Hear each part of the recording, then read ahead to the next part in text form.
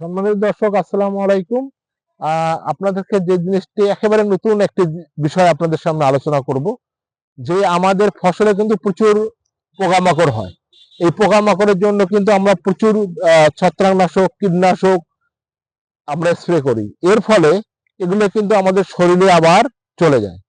তো দেখেন যে আমরা যে ক্ষেতটাতে আছে একটি সরিষা, অর্থাৎ বাড়ি সরিষার 14 একটি ক্ষেত, এটাতে কিন্তু একেবারে কীটনাশক মুক্ত ভাবে চাষাবাদ করার জন্য, যেন কোনো কীটনাশক দেওয়ার না লাগে, সেই চাষাবাদ করার জন্য কিন্তু কি আমরা নতুন একটি পদ্ধতি, অর্থাৎ সরিষাতে কিন্তু ইয়েলো স্টিক, এই দেখেন সরিষার জমি, আপনারা নিচে একটু দেখাও, এই যে সরিষার জমি আমরা দেখতেছি, এই সরিষার জমিতে কিন্তু আমরা আরেকটা জিনিস আপনাদের বলি, আমরা যে শাকসবজিগুলো খাই, সরিষা শাক খাই, পুঁই শাক খাই, লাল শাক খাই, এইগুলোতে কিন্তু প্রচুর কীটনাশক দেওয়া হয়।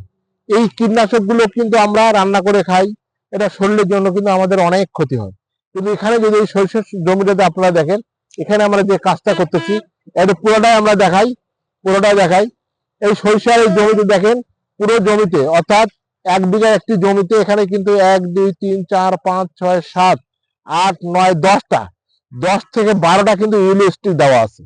এর ফলে এই যদি আমরা শাক হিসেবে খাই সরিষা শাক, সেক্ষেত্রে কিন্তু কোনো কীটনাশক দেওয়ার লাগতেছে না।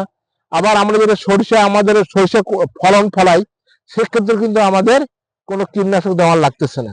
আমরা দেখতেছি যে এই ইউরিয়া স্টিকটা দেওয়ার কারণে, আমরা একটু ভিডিওটা দেখাই। এই ইউরিয়া স্টিক দেখেন, এখানে এত কাছে নিয়ে আসো, এখানে দেখেন, এই দেখেন প্রচুর পোকা এখানে আটকে গেছে, প্রচুর পোকা কিন্তু এখানে আটকে গেছে।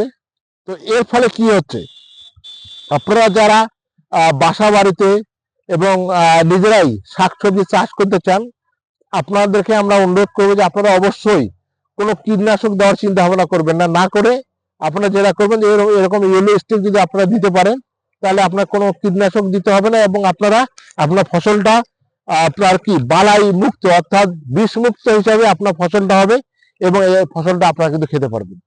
তো এখন এগুলো কোথায় পাবেন?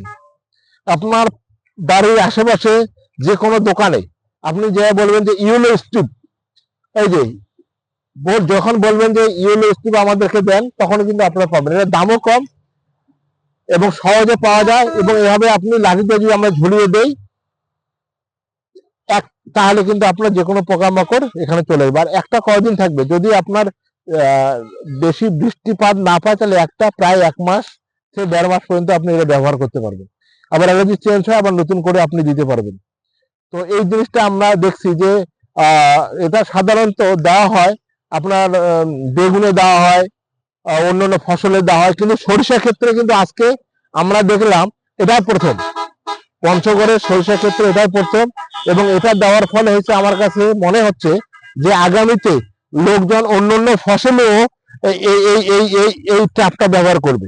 এই ট্র্যাপটা ব্যবহার করার ফলে যে পোকামাকড় গুলো, অর্থাৎ আমাদের জাপ পোকা থেকে শুরু করে যে পোকামাকড় গুলো অর্থাৎ সরিষা, সবজি এবং ফসলের ক্ষতি করে, এই পোকামাকড় গুলো কিন্তু অতি সহজে কিন্তু এই ট্র্যাপের মধ্যে আটকে যাবে, এবং বেঁধে যাওয়ার ফলে সেটা কিন্তু আর ফসলে কিন্তু ক্ষতি করতে পারবে না। তো সম্মানিত দর্শক, আপনারা যারা ছাদে এরকম আপনারা সবজি করেন, সেখানেও আপনারা দিতে পারেন, আপনারা লাউ করেন সেখানেও এটা দিতে পারেন, করলা করেন সেখানেও আপনি এইরকম ফাঁদ কিন্তু ব্যবহার করতে পারেন।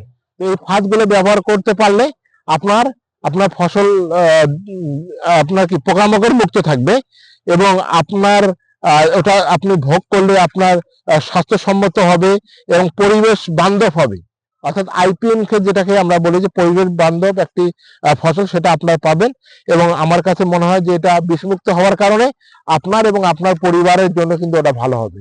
তো সম্মানিত দর্শক, আপনারা পাশে থাকবেন, এবং আমরা আপনাদেরকে পুরো মাঠটা দেখাচ্ছি। এই যে পুরো মাঠটা, এই পুরো মাঠটাই কিন্তু দেখেন এরকম, অর্থাৎ বিঘাতে 8 থেকে 10টি যদি আমরা এরকম দিতে পারি, অর্থাৎ এরকম ফাঁদ যদি আমরা দিতে পারি, তাহলে কিন্তু আমাদের ফসল ভালো থাকবে।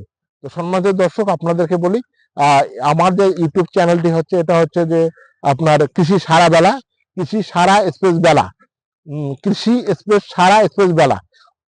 এখানে আপনারা নিয়মিত ভিডিও পাবেন, এবং এখানে সাবস্ক্রাইব করার চেষ্টা করবেন, তাহলে আপনাদের সমসাময়িক বিষয়ে আপনারা যে ফসল করেন, এই বিষয়ে বাস্তবসম্মত আপনারা ধারণা পাবেন। ধন্যবাদ সকলকে, সবাই ভালো থাকবেন। আসসালামু আলাইকুম।